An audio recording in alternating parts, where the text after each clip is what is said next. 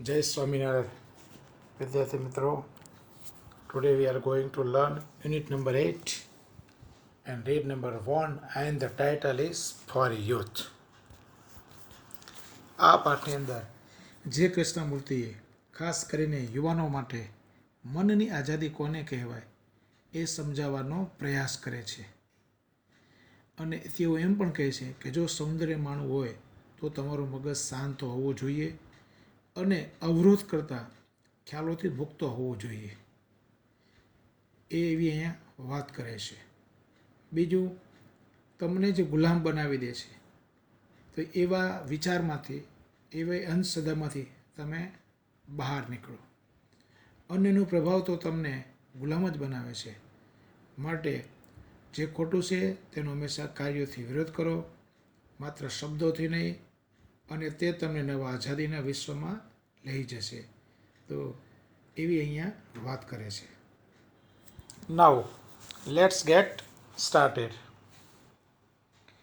I would like to discuss, ચર્ચા કરવી ગમશે, with you, તમારી સાથે, the problem of freedom, એટલે કે સ્વતંત્રતાની જે સમસ્યા છે તેના વિશે તમારી સાથે ચર્ચા કરવી ગમશે, એટલે કરવું ઈચ્છો છો.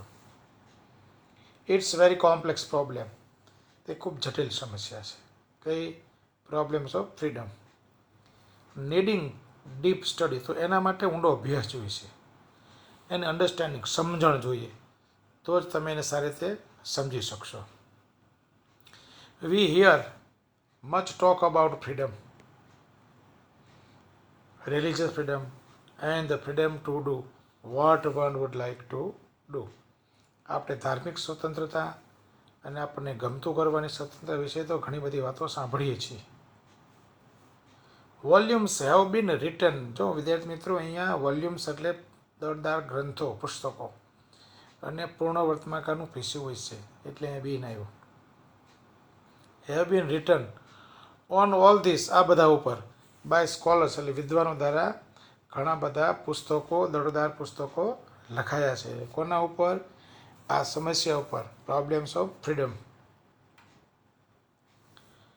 બટ આઈ થિંક, હું એવું માનું છું, વી કેન એપ્રોચ, એટલે નજીક જવું, it very simply and directly, and perhaps that will bring us to real solution. જે કૃષ્ણમૂર્તિ કહે છે કે મને લાગે છે કે આપણે બહુ સરળ અને પ્રત્યક્ષ રીતે એને સમજી શકીએ એમ છીએ, અને કદાચ આપણને તેના થકી જ સાચો વાસ્તવિક ઉકેલ મળી શકશે. તો આ પહેલો પેરેગ્રાફ વિદ્યાર્થી થયો, તો એમાંથી કેટલાક ક્વેશ્ચન છે. જો, વિથ હુમ, કોની સાથે, does author like to discuss about problems of people, તો જવાબ આવશે the with people. Question number 2, what does the author wish to discuss with the people, લોકો સાથે શેની ચર્ચા કરવા ઈચ્છે છે, તો problems of freedom. Answer, what it needed required to deal with problems of freedom, શું જરૂરી છે, તો કે ડીપ સ્ટડી અને અન્ડરસ્ટેન્ડિંગ હોય તો તમે સારી રીતે એને ડીલ કરી શકો. ચોથો question, what do we hear much, આપણે શું વધારે સાંભળીએ છીએ, તો કે talk about freedom, religious freedom and freedom to do what one would like to do. Similar વર્ડ્સમાં એક વોલ્યુમ્સ, તો બુક્સ, એપ્રોચ, તો એક્ટ ઓફ કમિંગ નિયર, નજીક પહોંચવાનું હતા, ક્લોઝર જવા માટે. આઈ વન્ડર, મને પ્રશ્ન એ થાય છે, if you have ever stopped, ક્યારે અટકાશો, ટુ ઓબ્ઝર્વ, નિરીક્ષણ કરવા, ધ માર્વેલિયસ, અતિ અદ્ભુત, ગ્લો એટલે ઉજાસ, ઇન ધ વેસ્ટ, પશ્ચિમમાં, એટ ધ સનસેટ, જ્યારે સૂર્ય હાથમે છે, with the shy young moon, just over the trees. એટલે કે મને આશ્ચર્ય અથવા પ્રશ્ન એ થાય છે કે સાંજે પશ્ચિમમાં અસ્ત પામતા સૂર્યને લીધે સર્જાતા અદ્ભુત પ્રકાશ અથવા ઉજાસ, અને વૃક્ષો પર ઝૂલી રહેલા શરમાતા યુવાન ચંદ્રને નિહાળવા તમે કદી થોભ્યા છો? Here Krishnamurti says that you should watch the glory of the nature. Often at that hour, તે સમયે રિવર ઇઝ વેરી કામ, નદી ઘણી શાંત હોય છે. And then everything is reflected એટલે પ્રતિબિંબ થવું ઓન ઇટ સરફેસ સપાટી ઉપર. The breeze, the train that goes over it and the tender moon and presently as it grows dark the stars it all very beautiful. એમ કહે છે મોટાભાગે સમય નદી એકદમ શાંત હોય છે અને તેના પર પુલ પર પસાર થતી ટ્રેન, કોમળ ચંદ્ર અને તે સમયે અંધારું થતા તારાઓ, આ બધું જ પ્રતિબિંબ થાય છે. એટલે કે આથી સુંદરતા સર્જાય છે. તો આ સુંદરતાને માણવી હોય તો તમે ક્યારેય ઓબ્ઝર્વેશન કરવા માટે શાંતિથી ઊભા રહ્યો છો એમ. And to observe, to watch, to give your whole attention to something beautiful, your mind must be free of preoccupation, must it not? આ બધું ખૂબ જ સુંદર છે અને તેનું નિરીક્ષણ અને કંઈક સુંદર વસ્તુ ઉપર ધ્યાન કેન્દ્રિત કરવા માટે તમારું મન ચિંતાથી મુક્ત હોવું જોઈએ. ખરું ને? It must not be occupied with problems એટલે સમસ્યાથી ઘેરાયેલું ના હોવું જોઈએ. વિથ વરીઝ ચિંતા ના હોવી જોઈએ.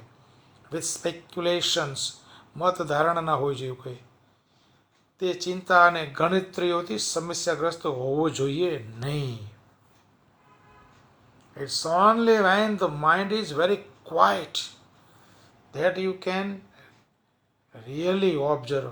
બહુ સરસ વાક્ય છે કે જ્યારે તમારું મગજ એકદમ શાંત હોય ત્યારે તમે ખરેખર સાચી રીતે સારી રીતે નિરીક્ષણ કરી શકો છો. કેમ? For then the mind is very sensitive હોય છે, સંવેદનશીલ વિશેષણ છે. ટુ એક્સ્ટ્રા ઓર્ડિનરી અસાધારણ બ્યુટી સુંદરતા હોય છે. અને perhaps here is clue to our problem of freedom. અને અહીંયા જ ઉત્કૃષ્ટ સૌંદર્ય તરફ આપણું મન સંવેદનશીલ હોય છે અને અહીંયા જ કદાચ આપણને આપણી સ્વતંત્રતાની સમસ્યાનું માર્ગદર્શન મળી રહેશે. And question number 1, when can we really observe? તો કે when our mind is very quiet અથવા પીસફુલ હોય ત્યારે. When can we not observe? આપણે ઓબ્ઝર્વ ક્યારે કરી શકતા નથી? તો mind is occupied with problems, with worries and speculation, ચિંતાઓ હોય, સમસ્યાઓ હોય તો આપણે સારી રીતે ઓબ્ઝર્વેશન કરી શકતા નથી. વોટ ઇઝ ડિસ્ક્રાઇબ્ડ એટલે વર્ણન કરવું ઇન ધીસ પેરેગ્રાફ. શેનું વર્ણન કરવામાં આવ્યું છે? ધ બ્યુટી ઓફ નેચરનું. When can we enjoy the real beauty of nature? તો કે when our mind must be free from preoccupation we can enjoy the real beauty of nature. એટલે કે પૂર્વગ્રહોથી મુક્ત હોય ત્યારે આપણે સુંદરતાને માણી શકશું. Which elements of nature are beautiful here? તો કુદરતના કયા તત્વો અહીંયા સુંદર છે? અહીંયા તો સેટિંગ સન, આપણે કેમ સૂર્યાસ્ત જોવા જતા હોય સનસેટ, ધ ટેન્ડર મૂન નાજુક ચંદ્ર, river and stars are very beautiful here. What is author's appeal to the readers? શું વિનંતી કરે છે આપણને, અપીલ કરે છે? તો કે ટુ સ્પેર સમ ટાઈમ, થોડોક સમય ફાળવો અને સુંદરતાને માણો. And peace of mind to enjoy the beauty of nature. સમય ફાળવી શાંત મને કુદરતની સુંદરતાને નિહાળો એવી અહીંયા આપણને ઓથર એટલે કે લેખક આપણને અપીલ કરે છે. અને સિમિલર વર્ડમાં ગ્લો તો બ્રાઇટનેસ ઉજાસ, ટેન્ડર નાજુક, પ્રીઓક્યુપેશન વરી અથવા એન્ઝાયટી ચિંતા, ઓક્યુપાઈડ એટલે ઘેરાયેલું ફૂલ એંગેજ, માર્વેલસ આશ્ચર્ય પામવા તેવું અતિ અદ્ભુત, સ્પેક્યુલેશન ઓપિનિયન, સપોઝિશન મત અનુમાન કે ધારણા, સેન્સિટિવ એટલે ઇમ્પ્રેશેબલ સંવેદનશીલ વગેરે વગેરે. And what does it mean to be free? Is freedom as matter of doing what happens to suit you, going where you like, thinking what you will? એટલે કે હવે સ્વતંત્ર હોવું એટલે શું એમ? શું સ્વતંત્ર એ તમારી અનુકૂળતા પ્રમાણે કરવું, તમને ગમે ત્યાં જવું અને તમારી ઈચ્છા પ્રમાણે વિચારવું તે છે? એટલે કે મન ફાવે ત્યાં કામ કરીએ, મન ફાવે ત્યારે સ્કૂલે જઈએ, મન ફાવે ત્યારે રખડીએ, મન ફાવે ત્યારે આમ કરીએ વગેરે વગેરે. એ સ્વતંત્રતા છે? ના.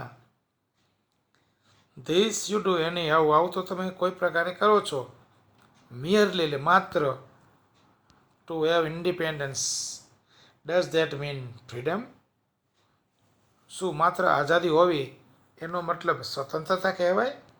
ના કહેવાય. Many people in the world are independent. દુનિયામાં ઘણા બધા લોકો સ્વતંત્ર છે, બહુ આઝાદ, but very few are free. દુનિયામાં ઘણા લોકો આઝાદ છે, પરંતુ બહુ લોકો સ્વતંત્ર છે, એટલે કે એમાંથી મુક્ત બહુ ઓછા છે. Freedom employs great intelligence, doesn't it? સ્વતંત્રતા અસાધારણ બુદ્ધિમત્તા સૂચવે છે, ખરું ને?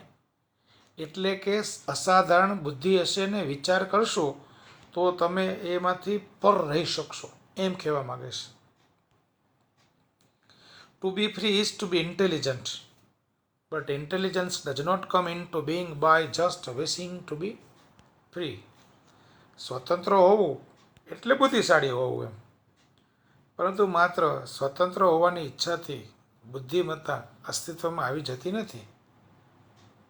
It comes into begin only when you begin to understand your whole environment. જ્યારે તમારું સમગ્ર વાતાવરણ સમજવાનો પ્રયત્ન કરો છો, ધ સોશિયલ વાતાવરણ, સામાજિક વાતાવરણ, રિલિજિયસ ધાર્મિક વાતાવરણ, પેરેન્ટલ પિતૃક માતા પિતાનું વાતાવરણ, એન્ડ ટ્રેડિશનલ ઇન્ફ્લુઅન્સીસ એટલે કે વંશપરાગત પ્રભાવો, that are continually closing on you, જે સતત તમારા ઉપર વીંટળાઈ રહ્યા છે, અને એને તમે બરાબર સમજશો તો જ તમે એમાંથી પર રહી શકશો. Question number 1, when do we become intelligent? તો કે when we truly start understanding our environment. આપણું પર્યાવરણ સાચી રીતે આપણે સમજવાનો પ્રયત્ન કરીએ છીએ ત્યારે આપણે ઇન્ટેલિજન્ટ છીએ. વોટ હર્ડલ્સ, કયા વિઘ્નો આવે છે આપણને સ્વતંત્રતાને મેળવવા માટેના? તો કે social, parental, religious and traditional influences are hurdles in our way to attaining freedom. Freedom implies great intelligence. Say whether true or false, તો it's true. ઇન્ટેલિજન્સ હોય તો જ તમે ફ્રીડમ બરાબર માણી શકશો ને. Vote is the difference between independence and freedom? જો આઝાદ હોવું અને સ્વતંત્રતા હોવું એમાં શું ફેર છે? તો કે એઝ પર રાઇટર, લેખકના પ્રમાણે independence is not a freedom. સ્વતંત્રતા એ આઝાદી નથી એમ. Many people in the world are independent but they are not free because freedom employs intelligence. Freedom is matter of doing what happens to suit you. સાચું છે કે જે ફાવે કરવાની આઝાદી એમ? No, it's false. Paragraph number 4.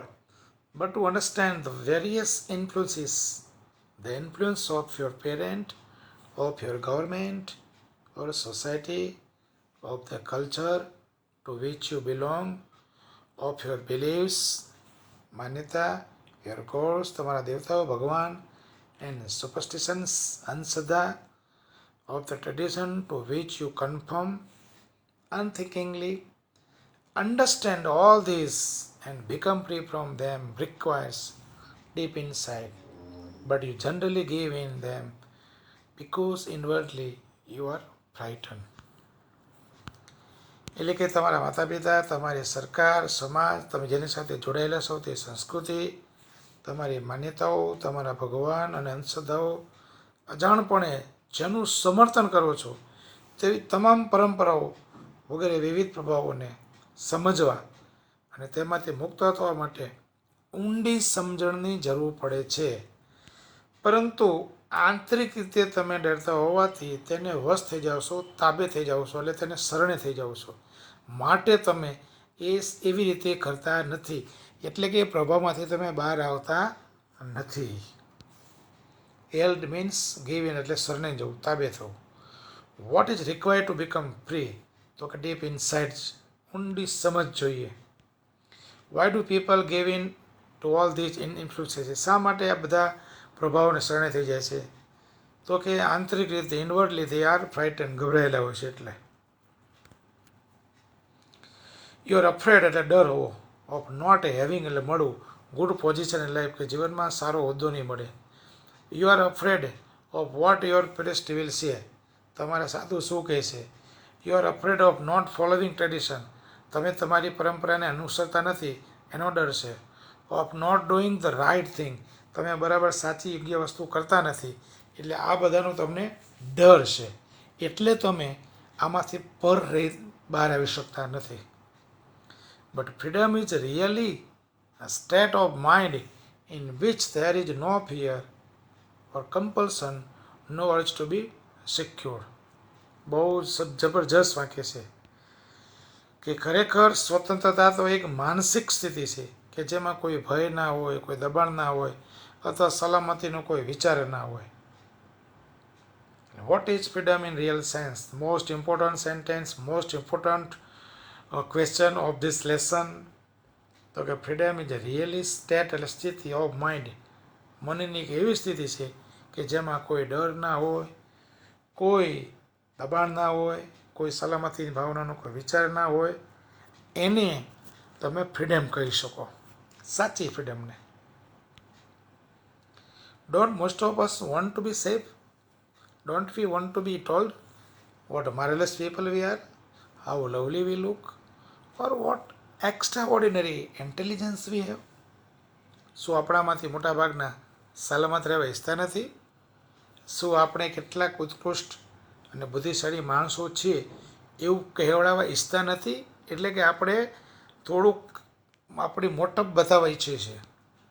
Otherwise જો એવું ના હોય તો we would not put letters after our names. જે આપણે દર્શાવવા ઈચ્છતા ના હોય તો આપણે આપણા નામની પાસે ડિગ્રીઓ કે હોદ્દાઓ સ્વરૂપમાં અક્ષરો લખી નથી લખતા કે he is MA, he is MSc, he is ME. તો લગ્નની કંકોત્રીમાં પણ આપણે નામની પાછળ આપણે ડિગ્રી લખાવીએ છીએ. એટલે આપણે એવું કરવા ઈચ્છીએ છીએ. All their kind of thing gives us self assurance, a sense of importance. આ બધી બાબતો આપણને આત્મસંતોષ અને એક પ્રકારની મહત્તા પ્રદાન કરે છે. We all want to be famous people, and the moment we want to be something, we are no longer free. આપણે બધા જ પ્રખ્યાત પુરુષો લોકો બનવા માગીએ છીએ, પણ જે ક્ષણે તમે કંઈક બનવાનો પ્રયત્ન કરો છો એટલે તમે સ્વતંત્ર રહેતા નથી. ક્વેશ્ચન શું કહે છે? Vote do V expect? તો કે વી એક્સપેક્ટ ટુ બી ફ્રી, માર્વેલેસ અને ઇન્ટેલિજન્ટ બનવાની અપેક્ષા રાખીએ છીએ. What do we lose if we want to be something? If we want to be something, we lost our freedom. આપણે આઝાદી આપણે ગુમાવી દઈએ છીએ, આપણે સ્વતંત્ર રહેતા નથી. When are we no longer free? The moment when we want to be something, we are no longer free. એટલે કંઈક બનવા પ્રયત્ન કરીએ છીએ, કોઈના પ્રભાવમાં આવી અને આપણે એને અનુસરવા પ્રયત્ન કરીએ છીએ. That means we lose our personality and we become free. We become a slave. What do we want to be? શું ઈચ્છીએ છીએ બનવા માટે? તો કે ફેમસ પીપલ બનવા માટે ઈચ્છીએ છીએ.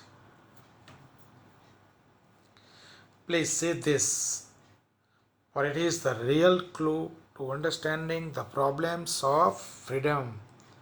આ બાબતને ધ્યાનમાં રાખો. કઈ? સ્વતંત્રતાની સમસ્યાને સમજવાની આ એક કડી છે. Whether in this world of politician, power, position and authority, or in the so-called spiritual, so-called એટલે કહેવાતું શંકાસ્પદ world where you aspire to be very virtuous, સદગુણી, ઉમદા, saintly, સંત જેવું, the moment you want to be somebody, you are no longer free. પાછું આવ્યું, પહેલામાં something આવ્યું, મેં somebody. રાજકારણીઓના સામર્થ્યની, પ્રતિષ્ઠાની, સત્તાધિકારીઓની કહેવાતી આધ્યાત્મિક દુનિયામાં તમે સદગુણી, ઉમદા કે પવિત્ર બનવાની મહત્વાકાંક્ષા સેવો છો. જે ક્ષણે તમે કંઈક બનવા ઈચ્છો છો ત્યારે તમે સ્વતંત્ર રહેતા નથી.